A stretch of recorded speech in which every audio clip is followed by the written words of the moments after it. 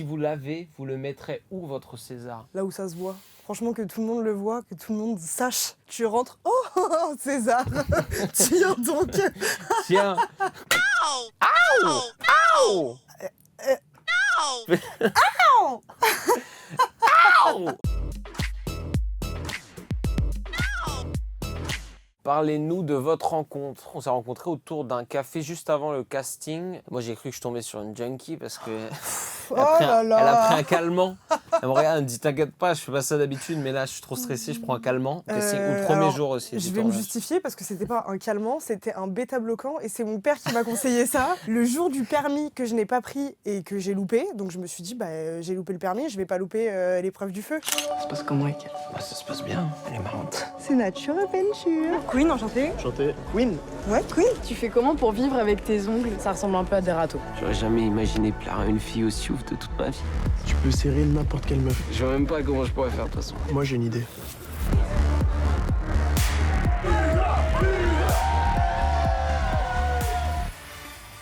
Anja, quels sont tes points communs avec Queen? Je dirais la spontanéité, l'humour, la gentillesse. Puis moi aussi j'aime bien les animaux, j'aime bien m'amuser, les longs ongles. J'aime bien Queen, j'aime bien cette meuf. Félix, comment s'est passée ta préparation pour le film? Exactement comme ça.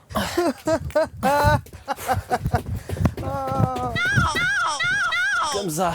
Ça signifie quoi pour vous d'être nommé dans les catégories meilleur espoir féminin et meilleur espoir masculin? C'est irréel. C'est dingue parce qu'en fait je crois que je réalise rien depuis le début. Mais là petit à petit plus il se passe des trucs, enfin là je reconnais le décor tu vois de la boîte à questions donc je commence à capter que c'est que des trucs de dingue. Mais à la fois c'est tellement immense d'un coup, je suis trop reconnaissante. En fait, c'est un métier assez solitaire quand même, acteur. On passe beaucoup de temps à travailler seul, ses textes, ses personnages, ses rôles. Et c'est agréable de se sentir un peu accueilli, de se sentir aimé d'une certaine manière. Selon vous, quelle est la chose à ne jamais dire quand on reçoit un César? Je le savais. Non, je sais pas.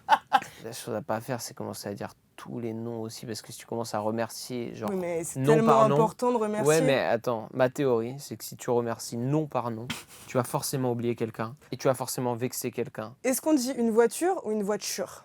Moi, je me force à pas dire une voiture. Le mot que je dis le plus ces derniers temps, c'est que ce qu'on vit, c'est une belle aventure. Et je fais hyper attention. Je dis vraiment aventure. C'est une belle aventure. Dans la vraie vie, vous y faites attention au regard des autres? Moi, de moins en moins. Ça y est, je commence à give up ce truc-là. Mais oui, avant, tellement, tout le temps. Moi, je pense que ça dépend vraiment de l'amour et de la confiance que je porte en la personne. Et c'est justement une grande preuve d'amour que je peux faire de ne pas faire attention à ce qu'il va penser de moi et d'être 100% moi-même. Donc, ça dépend. Anja, en vrai, il est placé à combien sur une échelle de 1 à 10 ton niveau de cagolitude? Oh, c'est hilarant. Ouais. Je sais pas, ça se mesure pas. Ça dépend des jours. Mini cagole, quand le jour se lève. Allez, 7. Toi, t'en penses quoi? Ton niveau de cagolitude, je ne jugerai pas, je ne sais pas. Mais celle, je trouve ça bien. Mais, c'est 11, correct. 11 sur 10.